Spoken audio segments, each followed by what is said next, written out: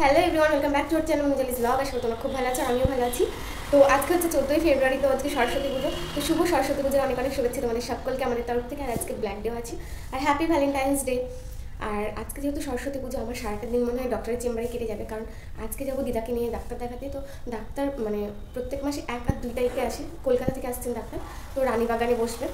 তো আমরা যাবো 9:47 ট্রেনে, আমি আর বোন যাবো। তো আজকে শাড়ি তারপর ব্লাউজ সব কিনে রেখেছিলাম, বাট ওইসব আশা করি পরা হবে না, কারণ সারাটা দিন তো ওখানে কেটে যাবে। তো চলো পুরো ভিডিওটা লাস্ট পর্যন্ত দেখতে থাকো।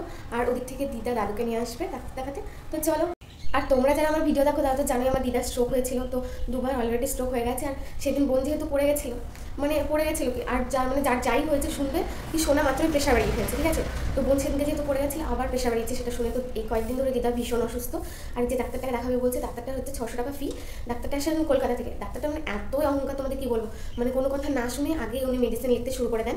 তো দিদা তাও বলছে আমি ওই ডাক্তারকে দেখাবো। আর কয়েকদিন আগেও তো তোমরা দেখেছো, এই 2-3 মাস হলো দিদা হসপিটালেও ভর্তি ছিল। তো মা বললো চলো এমার্জেন্সিতে দেখাবো আগে, যে ডাক্তারটার কাছে মানে ভর্তি ছিল আর কি হসপিটালে, যে ডাক্তারটা দেখেছেন, চলো ওই ডাক্তারটাকে দেখাবো, তারপর ওই ডাক্তারটা মানে চেম্বারে নিয়ে যাবো। তো দিদা বলছে না আমি এই ডাক্তারকেই দেখাবো। তো এই ডাক্তারকে আগে একবার দেখিয়েছিল, বাট ওই ডাক্তারটা মানে কোনো কথা না শুনে ওষুধ লিখেছে, লিখে ওই ওষুধ খেয়ে দিদা আরও অসুস্থ হয়ে পড়েছিল, মানে আরও বাড়াবাড়ি হয়ে গেছিলো আর কি। তো আবার নিয়ে যাবে বলছে, তো কিছু করার নেই, নিয়ে যেতে হবে। তো ওদিক থেকে দিদা দাদু আর আমি আর বোন যাবো দেখাতে।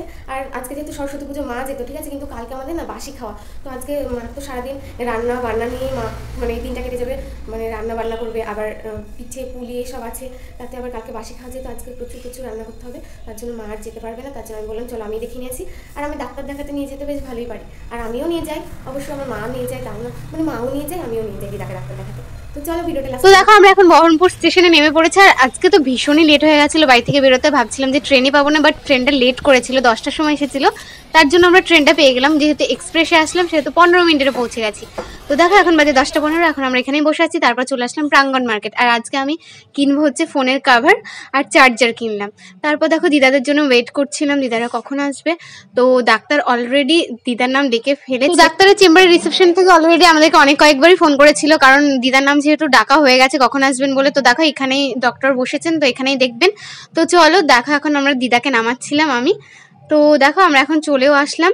আর এখন আমি রিসেপশনে কথা বলে নিলাম যে দিদার নাম তো ডাকা হয়ে গেছে, এখন আমরা কি করব। তো তারপরে ভেতরে গিয়েছিলাম, ডাক্তারও দেখালাম, বাট ভীষণ ডাক্তারের ব্যবহার খারাপ। তো কৌশিক সেন উনি আসেন কলকাতা থেকে।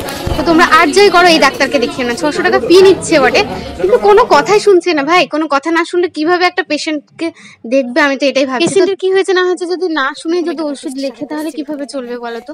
তো আমরা বলছিলাম, তো একটা কথা শুনছে না, বলছে একদম চুপ করে বসে থাকুন, যেটা জিজ্ঞাসা করবো সেটাই বলবেন। তো আজকে দেখানোটা একদমই ফালতু হলো। তারপর দেখো আমরা চলে আসলাম ডক্টরের চেম্বার থেকে। তো তারপরে মামার মেয়েরা ওরা শাড়ি পরছিল, তাই বোন ওদেরকে মেকআপ করে দিচ্ছিল, সাজিয়ে দিচ্ছিল। তো যখন যায় ওরা যদি শাড়ি পরে, বোনই সাজিয়ে দেয় ওদেরকে। আর চলো ডাক্তারের চেম্বারে কি হয়েছে না হয়েছে তোমাদের সাথে শেয়ার করি। তো আজকে আমাদেরকে 5টা রিপোর্ট করতে দিয়েছিল, তো রিপোর্টে লাগবে 22,500 টাকা। তো এই ডাক্তারটাকে যখন 4 মাস আগেও দেখিয়েছিল তখন 30,000 টাকা রিপোর্ট করলো, আবার এখন বলছে যে 5টা রিপোর্ট করতে হবে, 22,500 টাকা লাগবে। টাকা কি গাছে ফলে ভাই? ওরা মধ্যবিত্ত না গরিব এইসব দেখবে না। তো আমার দাদু, সত্যি কথা বলছি, মাঠে খাটে, দাদুর বয়স হয়ে গেছে এখনো পর্যন্ত মাঠে খাটে। তারপর দিদার জন্য মানে মাঠে দাদু মুনিশ গিয়ে দিদার জন্য যে টাকাটা পাচ্ছে তার জন্য সেইটা দিয়ে ওষুধ কিনছে। তো মামারাও টাকা দেয় না ওষুধ কেনার জন্য, তো এত কষ্ট করে দেখাচ্ছে। আর ওই ডাক্তারে ওষুধও লেখে 2,000 2,500 ওরকম টাকার। তো ওষুধ খেয়ে তো মরেই যাচ্ছে, আবার ডাক্তারের কথা শুনবে তারপর তো ওষুধ লিখবে, তা না। তারপর দেখো আমার মামার মেয়েরা সবাই সেজেছিল, আর ওরা কিন্তু ওর বয়ফ্রেন্ডের সঙ্গে ঘুরতে যাবে। তো দেখো ওরা এখন 8-9-এ পড়ে, তাই কিন্তু ওরা এখন ওদের বয়ফ্রেন্ডের সঙ্গে ঘুরতে যাবে। আর আমরা এত বড় বড় মেয়ে হয়ে কি করছি ভাই? তো আমরা কি সিঙ্গেলই মরবো গাইস? আর আমার বড় মামা আমাদেরকে স্টেশনে নামিয়ে দিয়ে গেল। আর আজকে সরস্বতী পুজোর দিনটা এমন ভাবেই কাটলো। ডাক্তার দেখাতে এসেছিলাম অনেক আগে, ডাক্তার দেখানো কমপ্লিট হয়ে গেছে, তারপর আমরা দিদির বাড়ি গেছিলাম, ওখানে কিছু টাইম স্পেন্ড করলাম, টোটোয় করে চলে আসলাম আমার সাথে স্টেশনে। এখন বাজে 4:27 আর আমরা স্টেশনে চলে এসেছি। আমাদের চলো আমরা 1 ঘন্টা ওয়েট করি, যেহেতু এখন ট্রেন আসতে 1 ঘন্টা বাকি। তো আজকে ভিডিওটি ছিল এতটুকু, ভালো লাগে থাকলে লাইক কমেন্ট, চ্যানেলটাকে সাবস্ক্রাইব করে আমরা বাড়ি যাই এন্ড ওয়েট করে। রাস্তায় শুধু দেখছি কাপল আর কাপল, তার মাঝে শুধু আমরা একা সিঙ্গেল। দেখো এই দেখো একটা কাপল বসে আছে।